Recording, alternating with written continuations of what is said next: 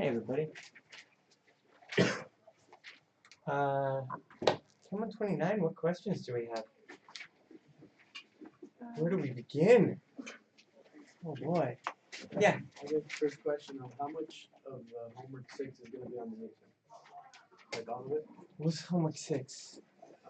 It's like complex stuff and stuff like that. The complex stuff is not going to be on the midterm. It's like not even like basic like vocabulary and stuff like that. I hadn't planned on it.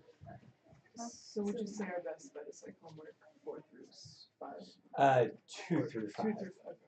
Because if you look back at homework 2, you already start doing acid-base definitions, weak acid concepts, even all the way back there.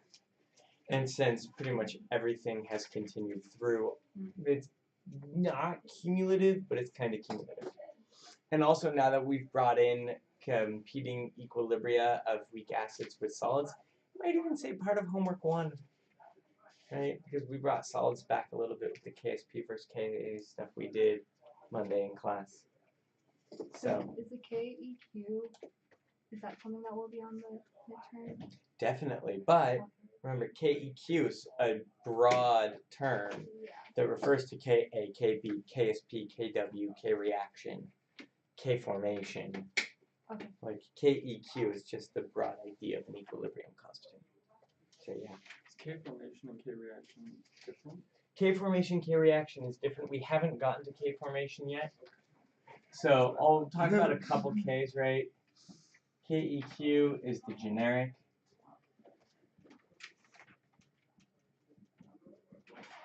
KEQ is the generic for any equilibrium. Pretty much every equilibrium constant we're talking about could be called the KEQ because this just means equilibrium constant.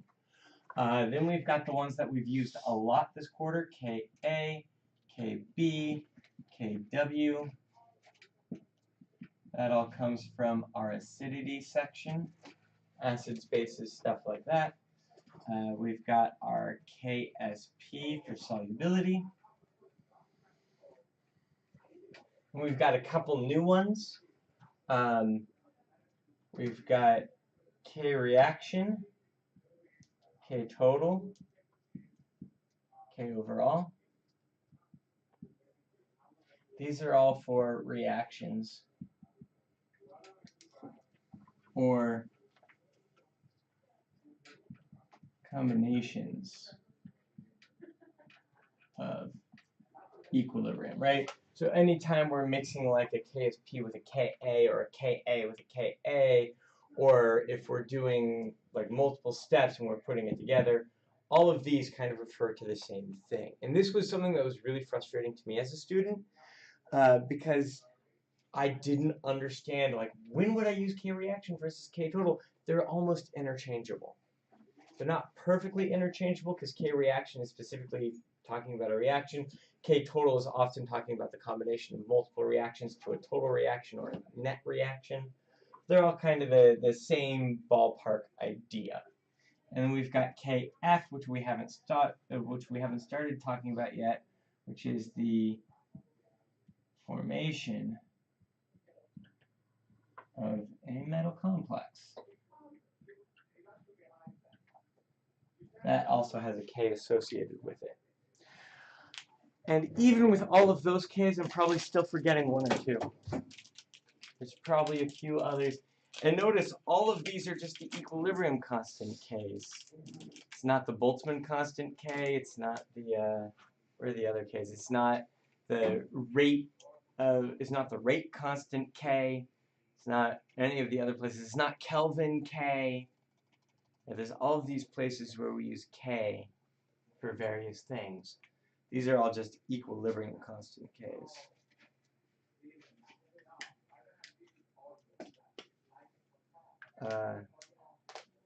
But I got sidetracked, sorry.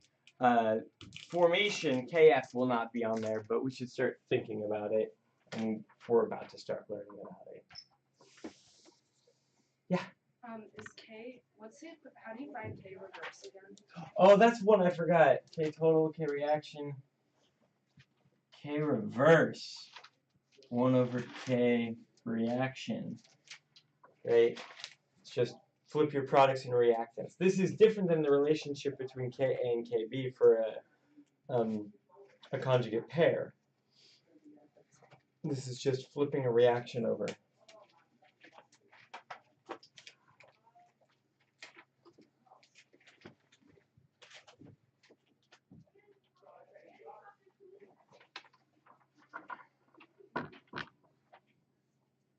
I'm waiting for someone to ask a question. Yeah. Can you do like how you wrote out in the lecture for the the titration curve where there's two? Oh, yeah. A polyprotic acid, you're looking particularly at it. Should we go triprotic? Should we do 3 protons? If you're feeling up I mean, for it. yeah, why not, right? Should we do 6 protons? We should be able to extrapolate this to 6 protons. Let's go ahead and do our typical triprotic example, H3PO4 titration. I'm going to have to give myself a lot of space. Is everything on there still? Oh.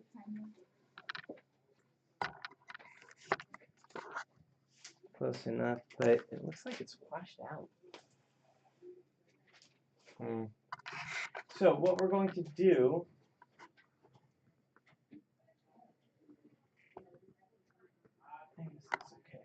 what we're going to do is we're going to go ahead and make a titration curve associated with this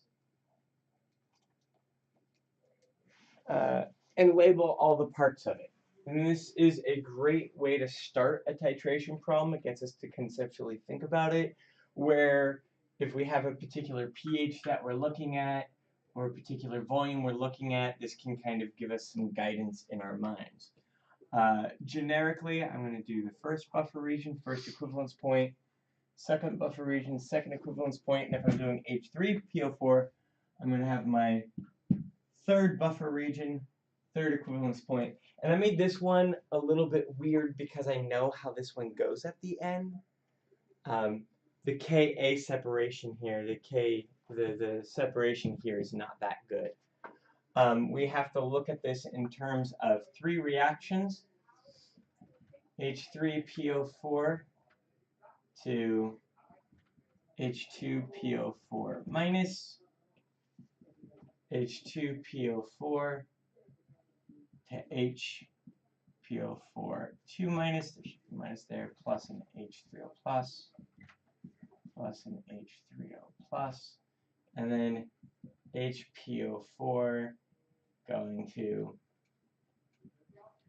PO4 3 minus 2 minus on that, plus H3O plus. And each of these is going to occur in a different area.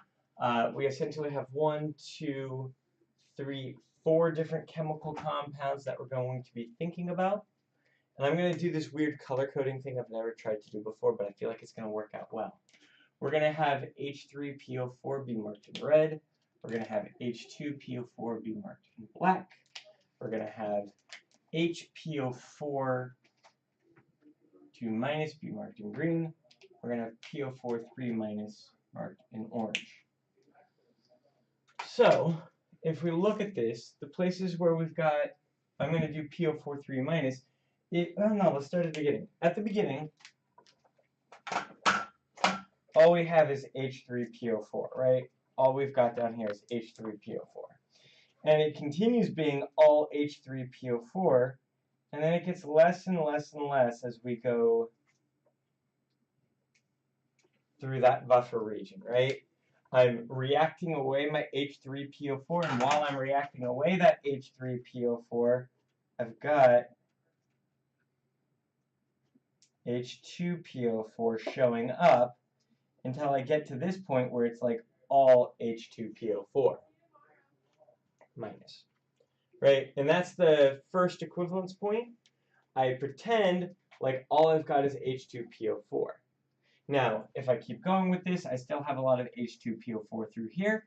And then as I get to the second buffer region, the H2PO4 starts to run out. And the HPO4 starts to show up. All the way through here till I get to this point where I'm all HPO4 minus. And then the HPO4 minus continues strongly through this buffer region until it starts to run out.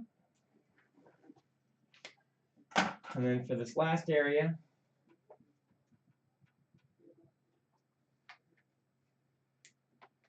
and this just keeps going.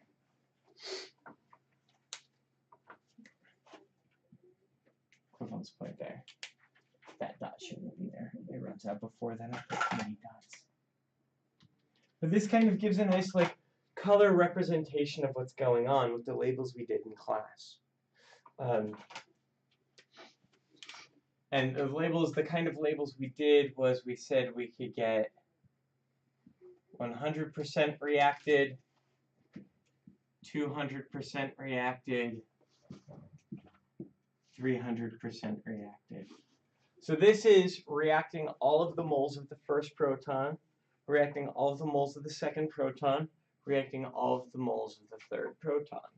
So if we call this the volume to equivalence point 1, this would be 2 times the volume to equivalence point 1, and this would be 3 times the volume to equivalence point 1. Because remember, reacting, and this is where you can start to use the vocabulary, which chemists don't use that often, but it is somewhat useful. Reacting and equivalence, right? So if I react away 1 equivalence of acid, I'm reacting all of the moles of that first proton, right? We get the volume to the equivalence point 1 by doing M1V1 equals M2V2, because our moles of weak acid and moles of strong base are equal to each other. We can then think about this is going to be 50%. And when we look at it like this, it makes sense that the second midpoint would not be half of 200. It'd be halfway between 100 and 200. It'd be 150. And our third midpoint would not be half of 300. It'd be halfway between 200 and 300. It'd be 250. And that's a very common mistake that students make when they are doing polyproducts for the first time. They remember the trick of, oh, you go to the equivalence point, you divide by 2, that's the midpoint. That only works for the first midpoint with the first equivalence point. That only works here because halfway between 0 and 100 is 50. But halfway between 100 and 200 is not 100. Got to keep that in mind. Another thing that is problematic with these titrations, when you're doing calculations in the second buffer region, you have to keep in mind that the first equivalence of your moles of base has reacted. Right? So when we start doing our stoichiometry for the second region, I'll do it in black for the second region. So when we're doing it like a reaction of H2PO4 minus plus OH minus goes to HPO4 2 minus plus H2O. When we're doing this stoichiometry, we have to remember that essentially we're neglecting this first reaction, which means I need to neglect this first part of the volume. Right? So I need to make up some numbers. This is not a problem that exists. I just started making stuff up. But essentially, if I wanted to get a calculation someplace in this region, I would have to say the first part of the hydroxide has already reacted. If I want to get some amount in this area, I'd have to say the first 2 parts of the hydroxide have reacted. And I want to think about my stoichiometry in terms of what I have left to react. Now, if that seems confusing to you, you can go back and just remember you have to connect your 3 stoichiometry tables, your 3 areas of stoichiometry. All of those have to connect together. This, oh, just subtract the first 100% out, it's just so we don't have to do that. It's a shortcut. It's this chemical recognition that if 100% is reacted, it's essentially gone. And I can just start counting from there. What I mean is, let's say it took 45 milliliters to get here. And I want to know what so it would be 90 milliliters to here. And I want to know what the pH is at 60 milliliters. when you do your stoichiometry, you're going to do this as your molarity times 60 minus 45, right? Because that first 45 already reacted. We can do a problem with specific numbers if you want to see that. But this gets to the idea of just labeling everything in the curve, and how we can see as one component disappears, another component appears and becomes the dominant species, until we keep doing that. Does that pretty much cover what you were? I don't remember who asked the question. Does that get the idea across? Yeah. Great. Oh wait, actually. Yeah. Wait, I have one more question Sure. about it. So like so after the first equivalence point, you don't ever use the molarity of like H3PO4 ever again in the titration, right? Or does that come back somewhere? You use the moles of H3PO4 divided by the total volume. And what I mean by that is, because remember, your moles of H2PO4 past the first equivalence point is equal to your moles of H3PO4, right? So the molarity is going to change because your total volume has changed, but not your number of moles, right? So if I looked anywhere in this region between it being all H3PO4 and it being all H2PO4, the moles of H3PO4 plus the moles of H2PO4 at any point in this area has to be equal to the moles at the start. Because I've only got one source of the thing I'm reacting. Same thing, if I looked between this area and this area, my moles of H2PO4 and my moles of HPO4 have to add up anywhere in here. That total amount of moles, adding that up, has to be the moles at the start. Again, because I only have one source of moles at the start.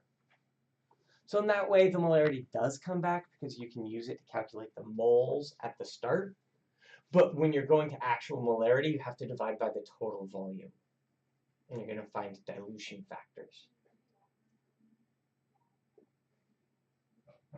We can do, I think there's a problem like this on the homework if someone wants to pull it out. I think homework 5. If we want to look at that. Otherwise, we can go to other generic kind of broad conceptual questions and just talk through things. Yeah. I have a broad generic question. Sure. What are things to keep in mind with the Henderson-Hasselbalch equation when titrating a basic buffer?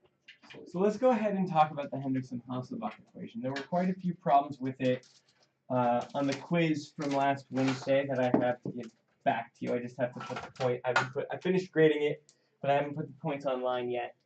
And I want to make sure I get that back to you today so you can look at what went right and what went wrong. I would say we definitely have students who are getting it and students who are not getting it. And then there are some in the middle, and people are trying to use the Henderson-Hasselbalch too much. So if we think about this last curve we just looked at, I wish I didn't erase it now. We have a couple points we calculate.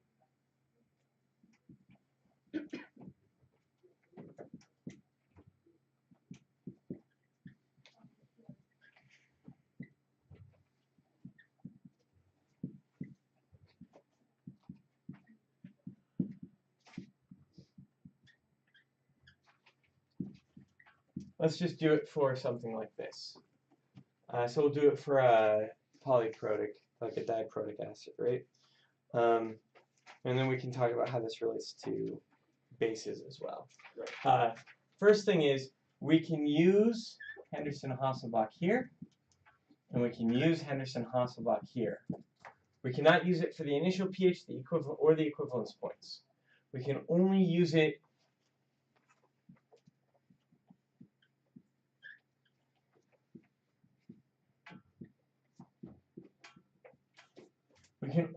when we have a conjugate acid, conjugate base pair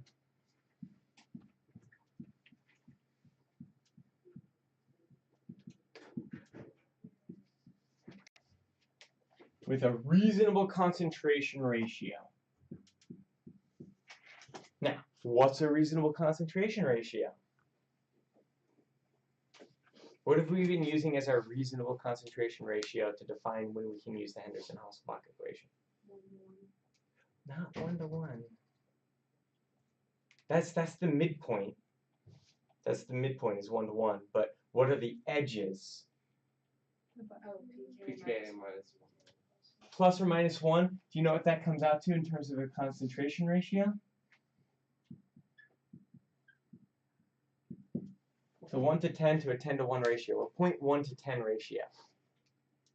That's what we've been using. That comes from the definition of pH buffer range equals pKa plus or minus 1. And notice that doesn't need any stoichiometry, that doesn't need anything but the identity of the acid. All we need is the Ka value, and we can define the buffer range. Just the identity of the acid. So, as long as we've got a reasonable ratio, and the reason we pick this 10 to 1 is this is where the excess small approximation starts to get a little bit not good, right? Technically, we could probably push it a little bit further. We could probably go 1 to 40, 1 to 50, and still have a reasonable excess small approximation, but you're just going to be introducing more and more error with that excess small approximation. If you need to be more accurate, a 1 to 10 ratio is not good enough. Some people go 1 to 5. They want less than a smaller amount of error, right? Because it's like, hey, if we push out of this buffer region, people die. Like if you look at biological systems, maybe not people, but like all of the bacteria you're culturing for your research die if you go outside of the buffer region, if you get too much of one of the acidic components. So you just tighten your acceptable range. We're using a 10 to 1 ratio. That gives us the that's what gives us the pKa minus 1 to pKa plus 1. Is saying that we're okay with this ratio, and that's going to give us a good excess small approximation. So we can use it anywhere we've got these conditions met. We're going to say the Henderson-Hasselbalch equation, the non-fancy version, pH equals pKa plus log conjugate base concentration over conjugate acid concentration. Notice I've changed my vocabulary here a little bit. Instead of calling it conjugate base weak acid, we can start to talk about things at this point all in terms of conjugate pairs, right? This is a conjugate pair. It's the conjugate base with its conjugate acid. The idea that one's weak and the other's conjugate is just in the way we're defining the reaction, and we get to choose that when we're in the buffer region. So that kind of thinking is what makes it so we can use it in weak base situations as well. So if we think of something like NH3 plus H2O goes to NH4 plus OH minus, this is a fine equilibrium. Is there another equilibrium we can do with the conjugate of NH3? What's the conjugate of NH3? NH4. Can NH4 have an equilibrium with water? Yes.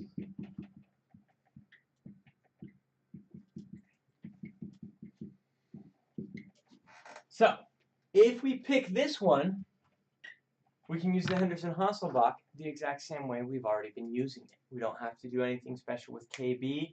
We don't have to do anything special with which way we flip which things. We use the exact same equation we used before. Because if you look at this equation, it's a weak acid goes to a conjugate base with some pH, some H3O plus concentration. So all we have to do is know the Ka for this reaction when we get to choose. Now there are situations when we don't get to choose. At the equivalence points, we don't get to choose because you've only got one component. You don't have both components. And so you have to do the equilibrium in terms of that one component. At the initial pH, you don't have both components, you only have one component. So you have to do the equilibrium in terms of that one component. And at those points, you can't use Henderson-Hasselbalch anyway. Now there's a base version of the Henderson-Hasselbalch.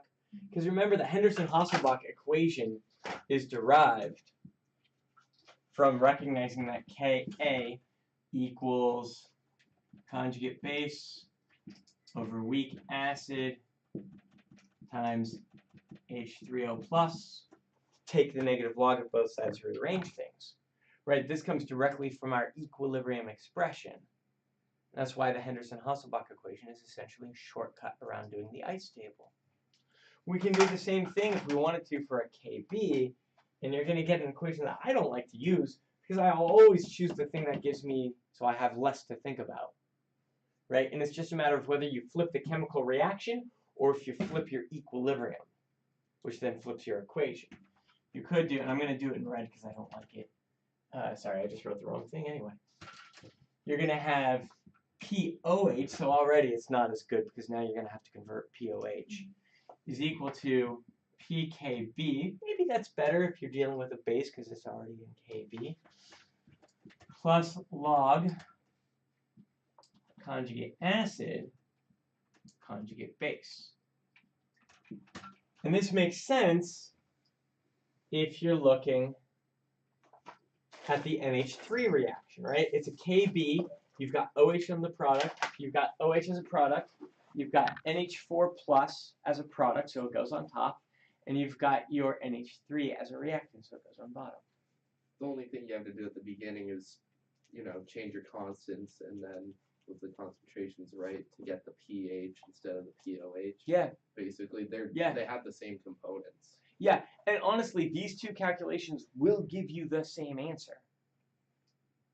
It's just a matter of whether you're flipping things before and then getting your pKa beforehand using your Kw, or if you're converting your pH to a POH using a pKw. Yeah. Do you think like using one or the other, like people typically make less errors with one or the other? I feel like people make less errors with the pH one. I have in the past actually spent a lot of time like deriving the POH equation and teaching people the POH equation. It doesn't help them. It doesn't help them because they lose track of which equilibrium. They start trying to use it at equivalence points because they're like, oh, I've got a base. I better use the POH equation. You can't use it at equivalence points. It's still Henderson-Hasselbalch. We still have two X's small approximations in there, which fail at the initial pH and each equivalence point. Either version, the version red or the version black, can only be used when you have a conjugate acid conjugate base pair with reasonable concentrations. I find the one in red, people make more mistakes. I'd rather have, because essentially what people try to do is they try to memorize equations, right? They're like, I'll memorize the equation and I'll just plug in the numbers. But they don't understand when to use it and why to use it. So I'd rather teach the rationale and the logic of what equilibriums can I describe, which equilibrium is going to be easiest for me to do the math with. Get the concept work out of the way first, and then just use the same equation. Now, some students don't like that because concept work is harder. But it's also the more important thing to do. So, just get rid of that one. Don't like it. If we have a choice, let's choose to do the calculation of pH. If we don't have a choice, we'll deal with it. But if we have a choice, we'll do it in terms of pH. Other questions, concept questions, math questions, workbook questions, worksheet questions, anything you want. I have a question. Yeah.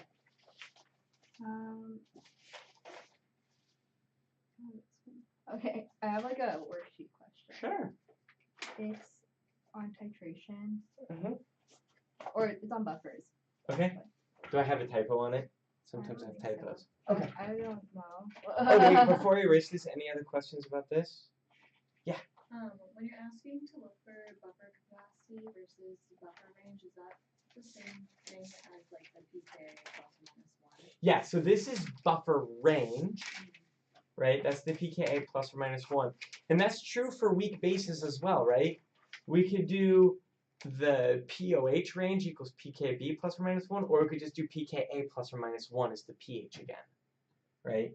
So again, if we wanted to talk about the buffer range of NH3, get the Ka and do pKa plus or minus 1. Buffer capacity, and notice that only depends on the identity of the acid that we're looking at. Buffer capacity, however, is about the stoichiometry, right? And it's really going to come down to how many moles of buffer do you have, and what's the concentration of the titrant you're adding. Stoichiometry. Okay. Now, Worksheet question on buffers. Can I read it? Or Yes, did I please. Okay.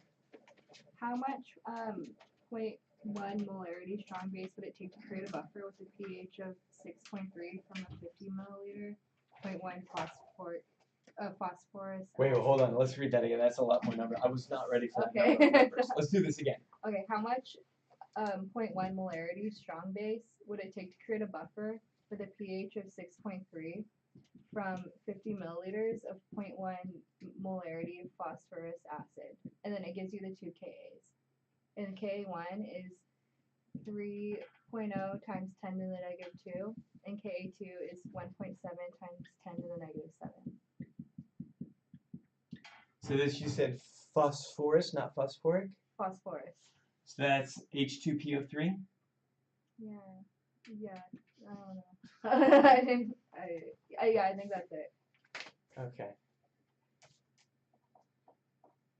Instead of H3PO4? I think it's Well, H2PO3. I think it's H2 because it's a poly. It's a diproduct. We've got two Kas. It's not phosphoric, it's phosphorus, which means it's going to be the phosphite anion, the PO3. Remember, I'm doing nomenclature in 124 right now as well, so I'm like, oh, so I'm like borderline trying to quiz you on nomenclature, but that's okay. So this volume is the question. How the heck do we even think about this? I'm going to start by sketching a curve. Oh yeah. Something like this, right? I can get my pH at the midpoint 1 is going to be about... It's 1.5. 1.5, I was going to say 1.8, but I trust you. 1.5. Second midpoint is going to be like 6.8? Yes. Ooh, okay. 6.8. Let's figure out some volumes. This is going to be 5 millimoles. Oh, same concentration. That makes it easy. Because that means to the first equivalence point, I know is 50 milliliters. Because they got the same concentration, I'm going to do 5 millimoles divided by 0.1 equals volume of strong base. That is essentially M1V1 equals M2V2 divided by the molarity, right? Great. That means I know the volume to the second is 100. Volume to the first midpoint, volume to the second midpoint, volume to a pH of 12. I'm kidding, we don't know that one. That's a calculation. That's not what the question is asking about, right? Those are the easy ones we can do. Notice how many calculations we just did in like 2 minutes for this titration curve. Let's go ahead and get the pH here as well real quick, because that one's also easy. If I could do math in my head, 7.3, 8.3 would be 4.15? For what? 4.16, math is hard. The pH at the first equivalence point. This is all it's not asking about any of this, right? Yeah. But this is all calculations we can do super quick that's going to frame the way we think about this. Right? And maybe that was too much work. Now, I want to get to a pH of 6.3. What volume do I want? You want, wait a second. Area, buffer region? Yeah, it's going to be in the suck-up buffer region. Question. How did you get the 1.5 and the 6.8? pKa1, pKa2. Notice, let's look at the truth. This is a multiple choice question, right? Yeah. Let's take a look. May I take a look at the options? Mm-hmm. So, which one is this? It's the 6. Number 6. 6. Okay. Is it going to be 206 milliliters? No. Is it going to be 25 milliliters? No. Is it going to be 103 milliliters? No. Is it going to be 65.9 milliliters? Probably. We don't even need to do the problem, Oh. right?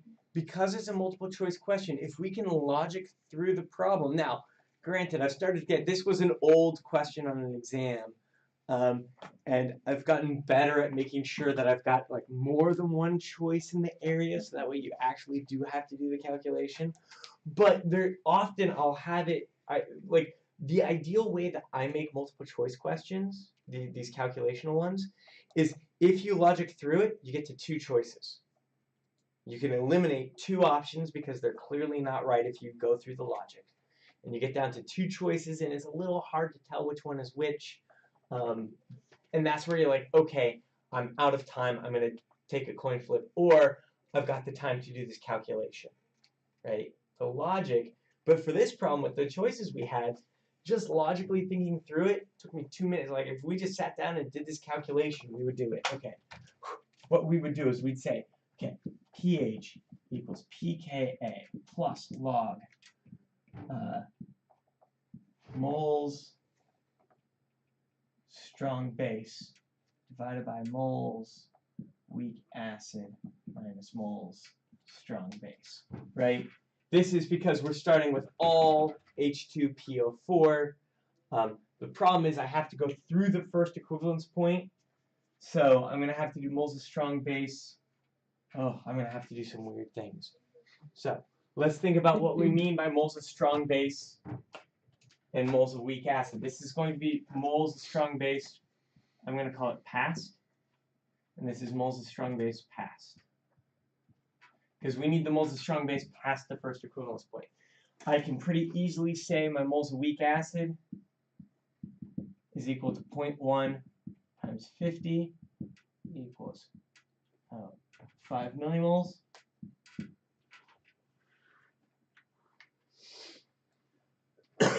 I can say my moles of strong base past is going to be equal to 0.1 times volume minus 50. Right? And the past is the minus 50, right? That first 50 was reacting the first proton, and I want to know what volume I go past the first midpoint.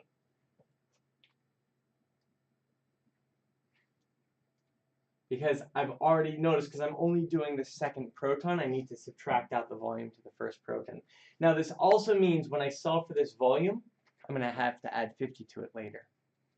Because I want the total volume, not just the volume passed. I then can go ahead and set this up. pH. So why don't you just use the full volume? So the full volume will overreact, right? I have to realize that half of it's already reacted, right? Because this equation, and this is part of the problem with using Henderson-Hasselbalch.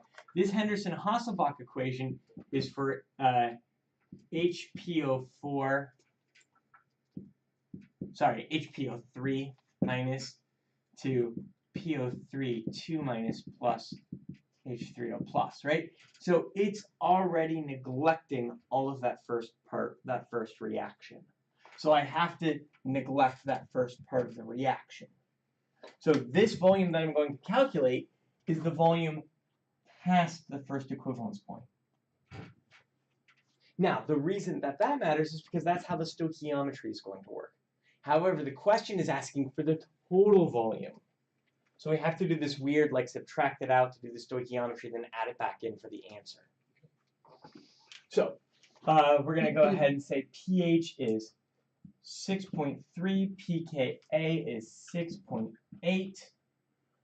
We're going to put that to the power of 10, and that will be equal to 0.1 times V minus 50 divided by 5 minus 0.1 V minus 50. Wait a minute. You know what? I totally made a mistake. Oh no, we can do it this way. So what we're going to do, okay, so I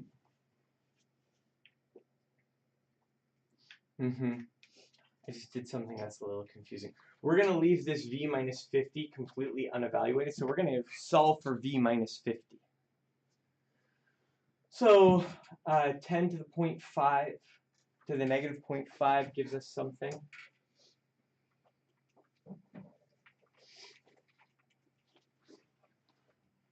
So essentially what I realized I want to do is I want to call this V past.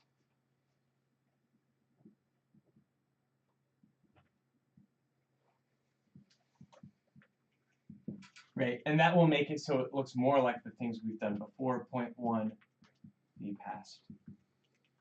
And that will make our equation just look a little bit easier when we solve this. That 10 to the negative 0.5 is 0.316. 0.316 times 5 minus 0.1 V passed is equal to 0.1 V passed. Almost there. Now we just got to do algebra solve for V passed. But we already know the answer because we can logic.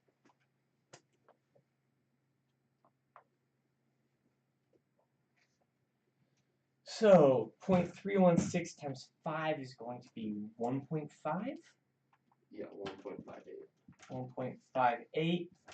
0.0316 V. I'm just gonna V passed. I'm gonna add that over, and I'm gonna have is equal to 0.1316 V passed. I'm gonna do 1.58 divided by 1.316.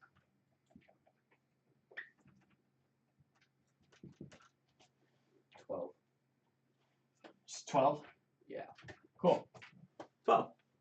Now, V passed is volume minus 50, so I add 50 to 12. 62. 62. Was that one of the answers? No. Oh. Well, it's 65.9. 65.9, so maybe rounding errors. Maybe I used another sig fig when I did that. Maybe I rounded 3.16 to 3.2. Or maybe I had a typo. But I try to make it so if you did the calculation correctly, there's one obvious answer that's like, yes, that's it. And none of the other options are actual options. So if you get something that's like 62.7, 62.8, and the only option is like 65.1, that's probably it. Notice I didn't even put the gotcha answer on there, right? 12 is not an option. 15 is not an option. Because I didn't want somebody to just forget to add 50 and get the wrong answer. I don't like those. I never do those. I don't like gotcha answers. Where it's like, you forgot to divide by 2. Ha! Minus 5 points. No, that's not helpful to anybody. You've definitely done that to me. Well, so I try to avoid those. There are always things that some students do that I can't predict. For example, on one of the previous midterms in this class, like on the first midterm, I was like, cool, none of these are gotcha answers. Someone took the square root and multiplied their answer by 3 and got one of the choices. And I actually asked them, I was like, why'd you do this? They were like, it gave me one of the answers. And I was like, okay, well, I didn't see that coming. I don't know why you multiplied by 3. They're like, me either. But it got me an answer. Well, I didn't see that one. Just a divine understanding. So, again, notice doing this problem properly takes a while. We have to be fast at these problems. We have to be very regimented in our logic when we're getting to the mathematics. Because after we did our equation and set up our Henderson-Hasselbalch, it's all mathematics. Right? And using calculators, making mistakes in calculators, that's the worst reason to lose points in the test. But that's a lot of what we're doing. And notice, with the logic we did beforehand, which took a fraction of the time, we had a pretty good idea of what the answer should be. Right? We knew right away that 2 of the answers were complete nonsense. Then we were like, oh, even actually 3 of them are complete nonsense. I try to set it up so only 2 are complete nonsense. Sometimes 3 are complete nonsense. So understanding the concepts, and I don't know if I've mentioned this before, but understanding the concepts and the logic and the thinking behind the problems is the most important part. I might have mentioned that before. A couple times.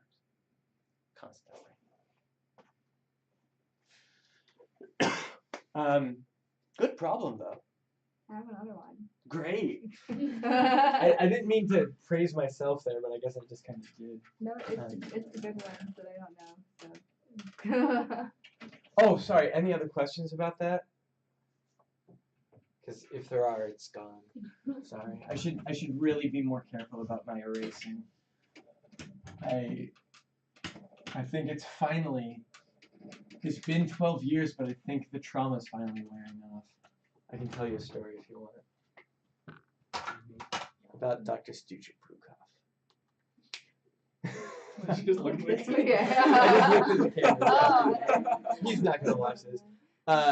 So, I've mentioned qualifying exams before. You go to grad school, you do qualifying exams. Every school does their qualifying exam a little bit differently. My qualifying exam at UC Davis was, I was in a room with 5 full professors that study the same thing that I was studying, and I had to explain my research to them while they were I prepared a 20-minute presentation to give them, and I didn't finish it in 2 hours because they kept interrupting me. And just with questions. They're like, oh, where'd that come from? How's that? You know?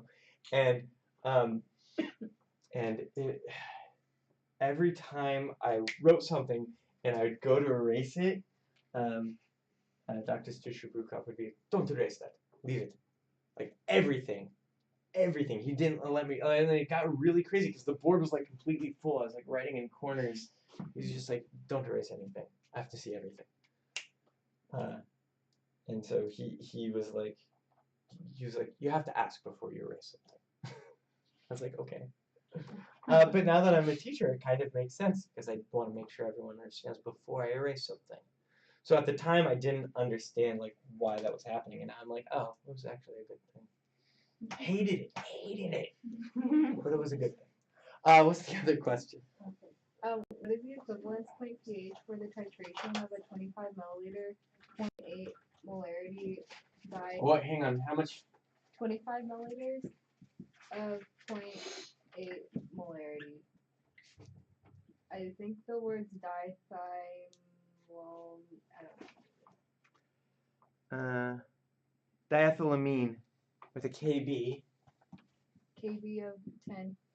Oh, not 10. Sorry. 5.9 times 10 to the negative 4.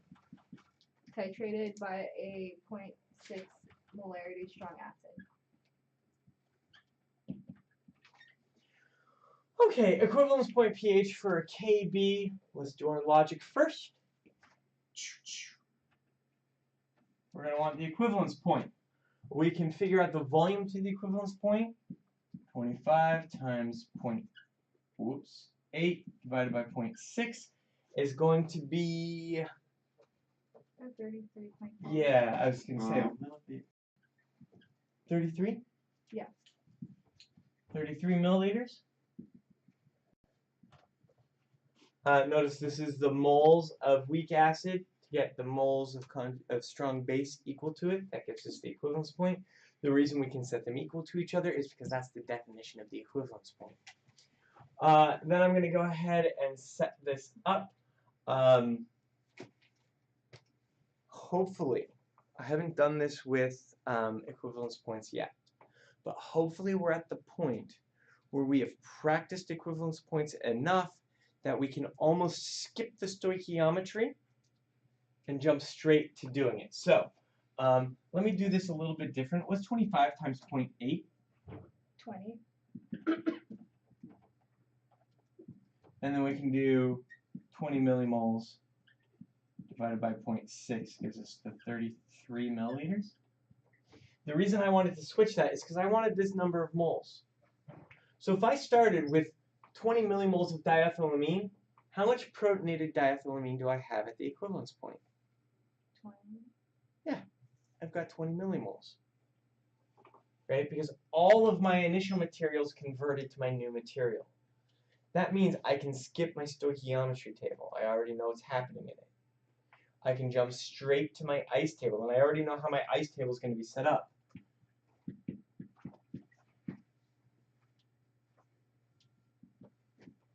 Since it's a weak base, I'm going to have let's actually even do this as the conjugate acid. I know that I'm going to have a Ka, because all of my weak base is going to be reacted. It's going to be x squared over BH plus. X is going to be H3O plus. And that means all I have to do is get my concentration of BH plus. Can you set up the ice table real quick? Yeah, let me finish this part Okay. first, which is going to be 20 divided by 33 plus 25. Done. Okay. Plug that in, solve for X. That's my H3O plus concentration, pH. Done. That's how quick an equivalence point can be. So let's go ahead and set up the ice table so we can explain how I got through that so fast. I'm going to do it for our generic BH plus H2O goes to B plus H3O plus. At this point, I'm going to set it up like an ice table, leaving myself some space. At this point, all of my base has been converted to conjugate acid with a concentration of 20 divided by 33 plus 25. That total volume, the 33 I added plus the 25 I started with. I've got 0 base at that point. I've got 0 H3O plus at that point. The equilibrium will, of course, shift that direction with a minus x plus x plus x. Sorry, I shifted off more than I went through. And that's going to give me approximately 20 divided by 30 plus 25, x and x. I can also recognize that this is a Ka because this is looking at the acidic behavior of this. It turns out, an equivalence point calculation looks like an initial point calculation for the conjugate. Right? Which makes sense because I start, my initial pH would be 20 millimoles divided by 25 milliliters with the Kb. My equivalence point is just the inverse, the conjugate of that. It's the 20 millimoles divided by the total volume, 33 plus 25, at the Ka. That's been true this whole time. I don't typically say that explicitly because then people make mistakes and try to like do equivalence point like initial points. But I'm hoping we've done enough practice. We've done enough equivalence point calculations on the homeworks that we've started to recognize that. Yeah. So the Ka equals x squared over bh is the equivalence point versus the initial would be Kb equals Yeah. x squared over. Kb, the Kb would be x squared over b. Oh wait, here, let me change the colors of that because I don't want to confuse the green with the green. And in this case, that x is going to be H3O plus. And that's for, if we wanted to look at the initial point, which the problem is not asking about, we'd do Kb equals x squared over the concentration of B, where x is then in that case going to be OH minus concentration if we're looking at a weak acid. Yeah.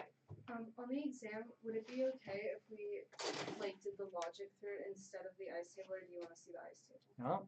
No, logic is fine. Like on the multiple choice questions, you know, do whatever works best for you. On the free response problems, the logic is more important to me. Okay. So, we can go ahead and do that calculation now. Yeah. Did you get one of the answers? Yeah. Okay, good. I just have like I do it out in my head with the stress table and the ice table, but then I get confused as to which one to use for my ice table. Then like you said, and use the acidic one or like the Right. acid. So the logic is the part that tells us what we use in our ice table, right? Mhm. So when we look at the equivalence point, we say, what do I have to react with water? Mhm. Do I have any base left? Do I have any diethylamine at the equivalence point? Yeah. Nope, it should be all reacted, gone. Do I have any conjugate acid left? No. Hmm? Yes. It should be all conjugate acid, Oh yeah. right? Okay. So that means I have to do my yeah. equilibrium in terms of the conjugate acid. But don't you also get the conjugate base? Like, could you do it with conjugate base? Not if we're starting with a weak base, right? Okay. The conjugate, the weak base should be completely used up at that point, right? So if I try to, so you notice my BH plus has some moles, and my B does not have moles. Yeah. If I tried to do B plus water, there's no B there to react with water, Okay. so I can't do it. Yeah. And that's the logic we have to go through to figure out which equilibrium we're looking at. Now, the tricky part is through the buffer region we get to pick, because both things are present, both equilibria are happening. Okay. What changes in the, like, for example, this problem if we don't have like a 1-to-1 mole ratio? Have we had any titrations without a 1-to-1? Well, I had them in lab that time. It was like Oh, on yeah. our quiz, yeah. What was the It problem? was asking what is how many milliliters do you need like at the equivalence point or something like that, yeah. And it was a 1-to-2 mole ratio. So in that case, was it for a strong acid system? Yeah. I think. Yeah, so with strong acids, when we don't have equilibria to worry about. So with weak acids, we've always done it 1 proton at a time because the equilibria of each proton is different, and so we've got to treat them slightly different. With strong acids, typically the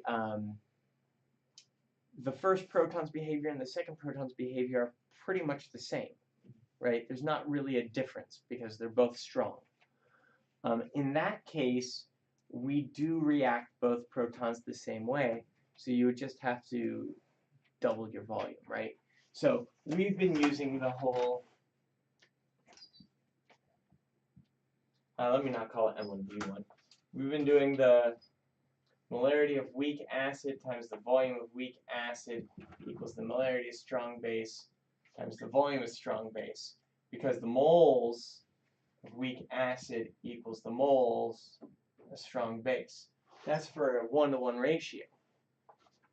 If we've got a 2-to-1 ratio, the moles of weak acid, you'd have a 2 there. You'd have twice as much weak acid. Oh, wait, did I just mess it up? Depends on which way the equilibrium goes. So let's do H2A plus OH minus. I need 2 OH minus, so I'd have 2 moles OH minus for every 1 mole H2A. So yeah, I'd multiply on this side so my moles would cancel out and I'd get moles of strong base. Thought I did it wrong for a second. But that would mean whatever I had for my moles of weak acid, I'd need twice as much base, which is what the mole ratio tells us. But like I mentioned, typically we would only do it that way for a strong acid, where both protons behave the same way. Yeah, in this case it was barium hydroxide getting titrated by nitric. Oh yeah, strong. Yeah. This is for polyprotic acids. This is for strong polyprotic acids. But it's polyprotic. Yes. So H2SO4. Oh wait, you said it was BaOH2. So I've got it flipped because I did a polyprotic acid rather than a polybasic base. The only polyprotic acid that's really strong is H2SO4. But when you go to your hydroxide salts, you got barium hydroxide, calcium hydroxide, magnesium hydroxide. Those are all dibasic. So they've got 2 bases associated with them. Good on this problem? Okay. Other questions? Specific concept, worksheets, homework, workbook, internet questions, whatever you got. Other questions about not erasing things on the board? I can tell more grad school stories. Not too many though. I just can't. Not if I'm recording. I still don't know what you research or what your focus is. My focus was computational nuclear magnetic resonance. Oh, I love that. So I did quantum mechanical calculations on NMR signals and how magnetic fields and energy interactions occur with atoms, molecules, the nuclear spin. Yeah. So more like I really dug it. physical stuff, kind of. Yeah. So I'm a physical chemist, so I work in that kind of weird world where physics and chemistry are the same thing, which is kind of fun. I was a physics chemistry double major in my undergrad, so kind of set myself up for this weird life. Other questions? Yeah. Can you go over the different assumptions you could make from different systems, like how they change for different systems? Yeah. So let's think about the systems we have. Should we go all the way back to the beginning of class? So we got solubility problems. Then we've got weak acid, strong base. We got polyweak acid, strong base. And we could also do the weak base, strong acid, polybasic, weak, strong acid. Weak acid, weak base. So with the solubility, we had to look out for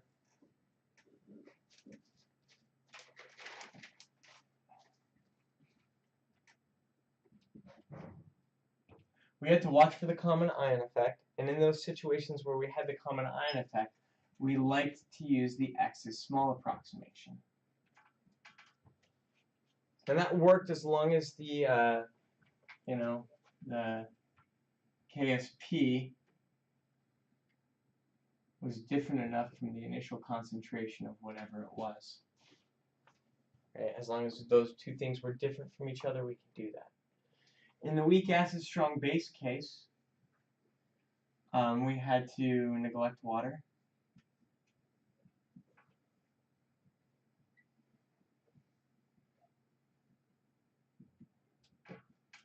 And we used the X is small approximation pretty often through the buffer region. Right? And both these approximations were good most of the time. We saw some places where they failed.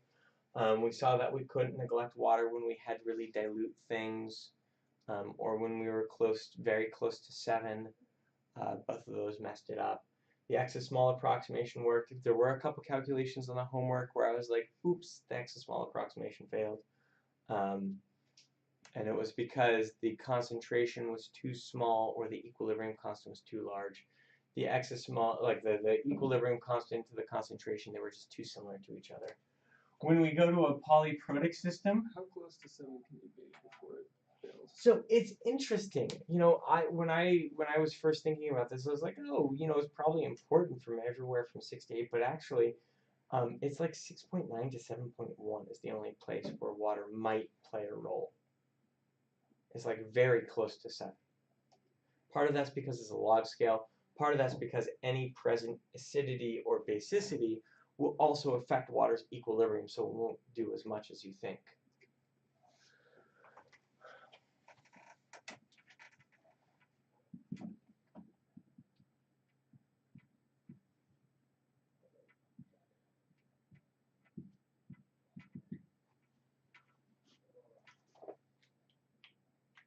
So this was the same approximations we had before. Neglect water, we're using the X small approximation. In order to make that work, we have this new approximation, which also is super important for the in-between equilibria. We have to assume our KAs, or we have to check and make sure our KAs are very different from each other. That's so we can treat our titration. Looks like one titration, looks like one titration, looks like one titration, looks like one titration, right? It allows us to treat it as two separate protons rather than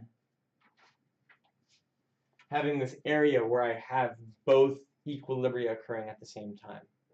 Can we do that calculation? Sure, we just have to do a coupled ice table where you get 2 variables, 2 equations, 2 unknowns.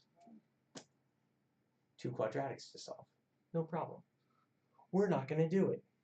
Not in this class. Can we do it? Yeah, sure. Are we going to do it? Maybe later. Like, you know, grad school or something. When we have the weak acid, weak base, oh, what approximations do we have for that? I'm gonna just put the phrase that I like to put.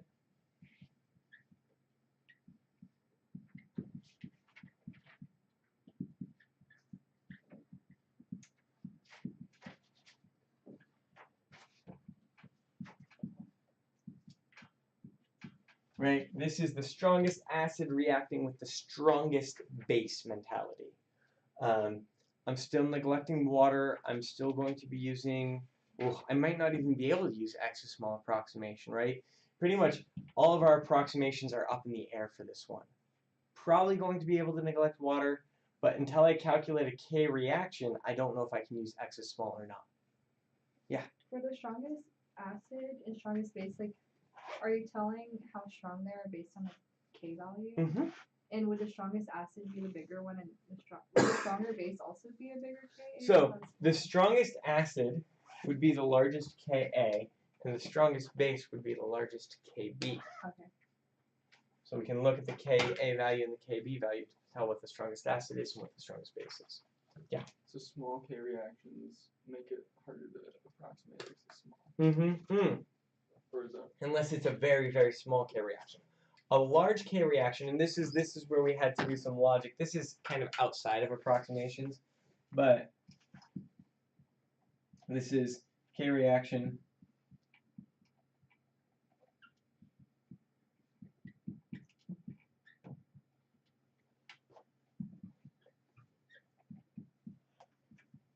If K reaction is large, we stress the ice.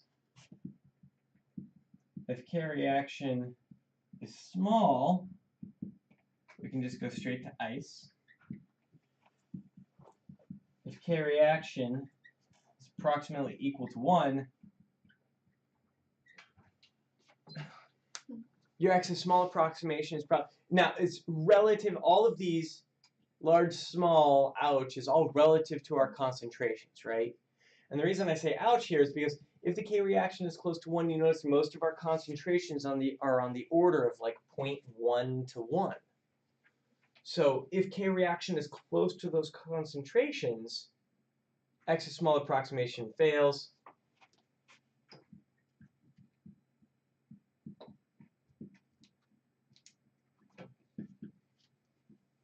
And you might have to solve the quadratic. Maybe. Depending on the concentration. Now, if you get into this situation where the K reaction is approximately 1, but the concentration is really, really small, essentially K reaction seems large in that case, and maybe we can still just jump straight to an stress ice, but close to 1 gets tricky, right? Because what this tells us, what a K reaction of 1 tells us is I want equal amounts of products and reactants, which means the X is small approximation is probably going to fail.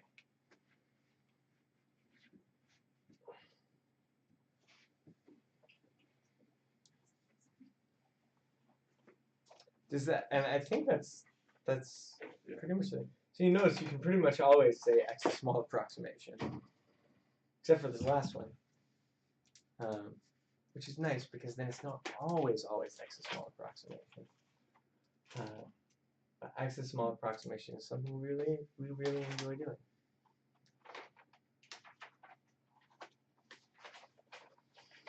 doing.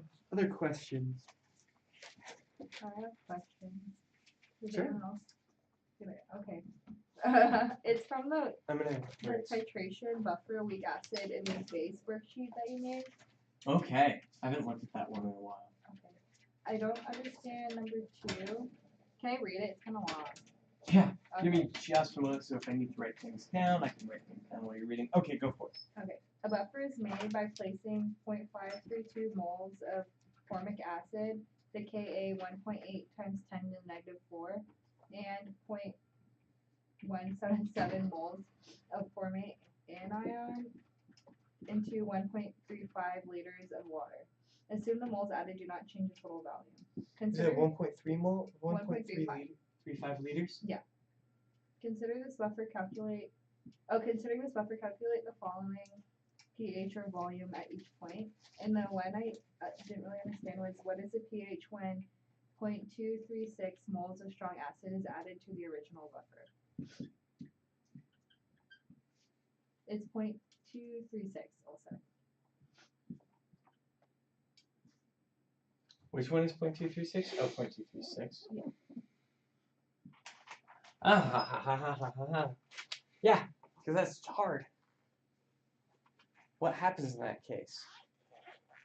So there were several different points. It was like, what's the initial what's the pH of the original buffer? What's the pH if you add this? What's the pH if you add that? Changing things back and forth a little bit, right? So do you just add that amount of moles into your stress table? Yeah. Yeah. Now, why is that going to be problematic? What's your limiting reactant in this case? Oh, it's the anion, the formant anion? Yeah. So what's going to be your, are you still going to be a buffer in that case? If your formate anion is the limiting reactant, how much formate anion are you going to have left? 0. So are you a buffer? No. No. Essentially, this is enough moles of strong acid to push us out of the buffer region, right? Yeah. So when we look at this, we're going to essentially set up stoichiometry.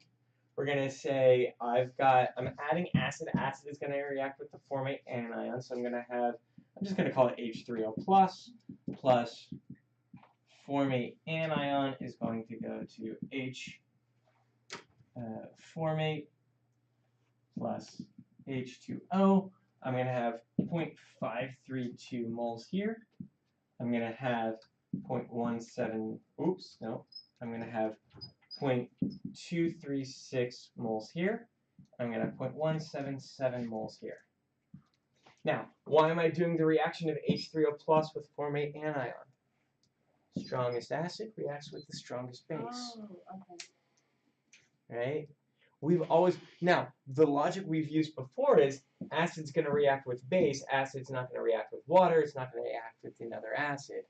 But now that we've got this weak mentality, this idea of KAs, strongest acid reacts with the strongest base. The problem is,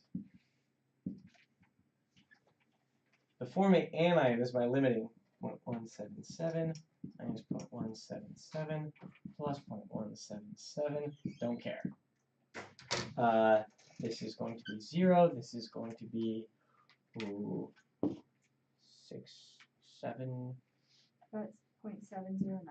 Yeah, that's what I'm getting. And then this is going to give us 9. Yep.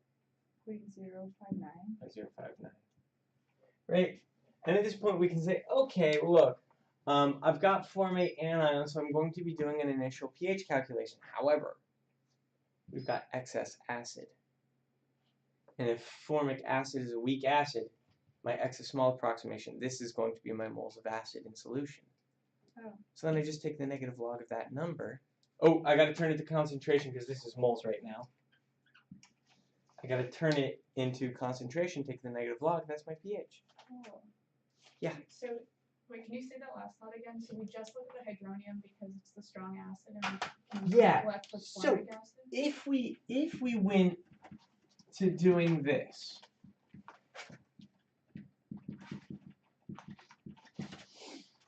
and I've got my 0.709 over volume total, I've got my 0.059 over volume total, and I've got 0. I'm going to go minus x. This is a nice table. Minus x plus x plus x. I'm going to have approximately 0.709 over volume total. I'm going to have approximately 0.059 over volume total. It's the same, because x is small approximation, and x. Right? This is saying the dissociation of the weak acid is negligible. And at 1.8 times 10 to the minus 4, that's probably going to be a good approximation. So I don't actually have to do the ice table. And that saves me time. As long as I can logic through it in my brain. All of these things, like everything we've been doing, is so pretty much since we started weak acid, weak bases, everything we've learned is ways to save time so we don't have to do the stress table and ice table every single time. Henderson-Hasselbalch, the modified Henderson-Hasselbalch, X is small approximation, neglecting water. All of it is to make these calculations faster and easier to do when we really could be doing it the longer, harder way the whole time. Which is why I can fit so many questions on the midterm. I'm kidding. It's going to be the same length. I feel like you're not really kidding though. No, well, so it's this problem. Sorry, it's this problem of there are going to be students who definitely are like, no, you threw us under the bus. This was way too long. And there are going to be students who finish like on time. I was going to say No one's early. Well, Doesn't happen. with 50 minutes, I don't think I can write an exam that someone's going to finish in like less. Maybe somebody will finish early if they're really fast with their shortcuts. If they can logic through the shortcuts very quickly, yeah, somebody might finish faster than 50 minutes. Like if they can, like the same problem. If you think about that problem where it was like you didn't actually have to do any calculations if you logicked through it. Like if somebody's really good at that, doing that, and then just takes the coin flip and is like, I'm pretty sure it's this one because this is like closer to what I think the answer should be without doing the calculation. Yeah, they might finish early. You know, and that's a reasonable thing to do. And then if you're finishing early, you should go back and actually do the problem. But, you know, it's hard to say. Yeah.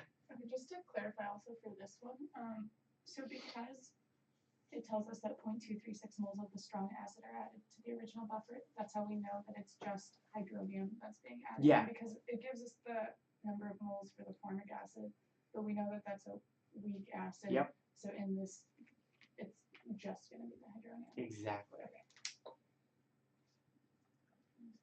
Yeah, but students who don't remember the shortcuts, students that are still doing stress ice every time, the exam's going to be way too long for them. And they're going to tell me, they're going to be like, you made this exam way too long. But did I? Since that's what we've been working on for the last 3 weeks. Maybe I did. I don't know. I haven't made it yet.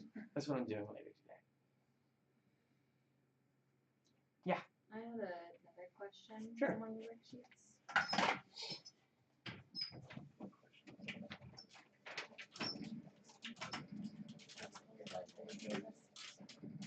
Okay, what do we got? If you wanted to make a buffer at pH of 3.2, which 0.5 molar acid would you start with? And then there's 3 different options. Oh, so this is like a short. Okay, what are the 3 options? 10 milliliters of acetic acid, which is Ka is 1.8 times 10 to the negative 5. What else we got? 15 milliliters of hypobromous acid, and the Ka is 2.3 times 10 to the negative 9. No, that's not looking good. And the third option is 30 milliliters of chloroacetic acid, and the Ka is 1.4 times 10 to the negative 3. How do we figure out which one's going to be a good buffer for 3.2? What gives us our buffer range? pKa, yeah. So let's go ahead and calculate the pKa's for each of these. I remember acetic acid because I've done it so much, 4.74. I can look at this one and say that's at about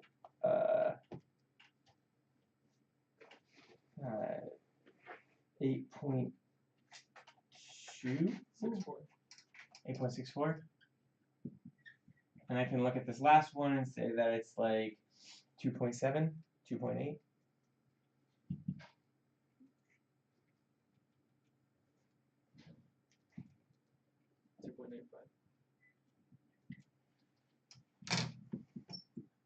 I can check the ranges. This is going to be 3.74 to 5.74.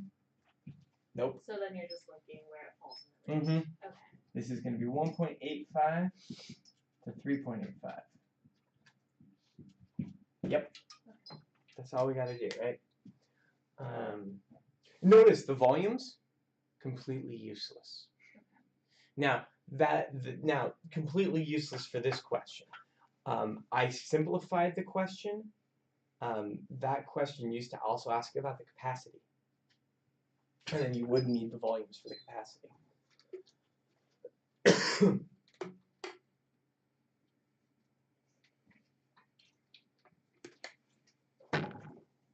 I also like to switch questions that way.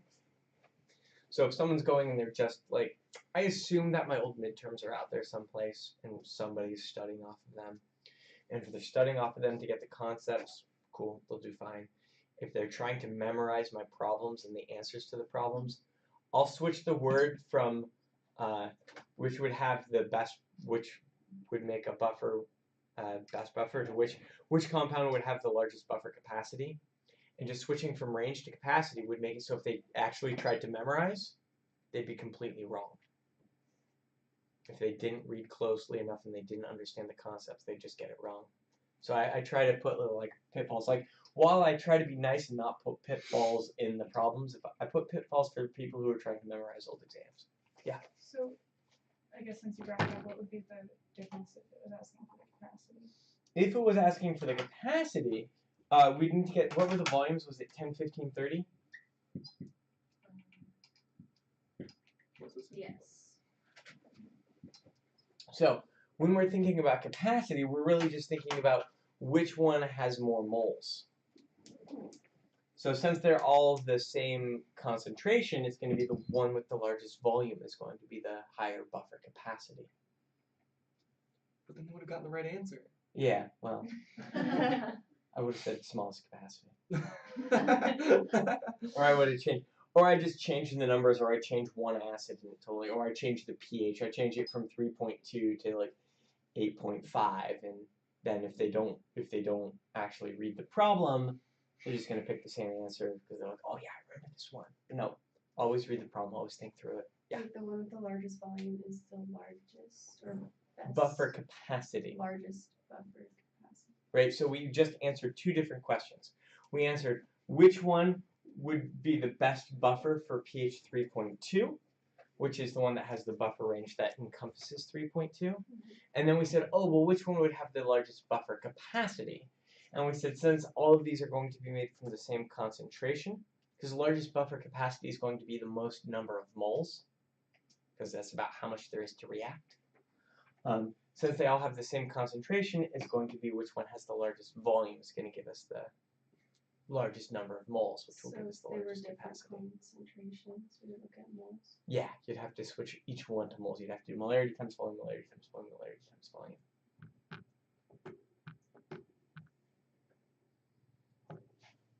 Times it. Other questions? Let's see, is the video still going? The video's still going. However, I might go ahead and stop at this point. Oh! Why is it not in focus?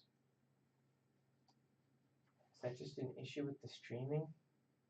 I hope. I'm going to go ahead and stop this. Hope you enjoy it.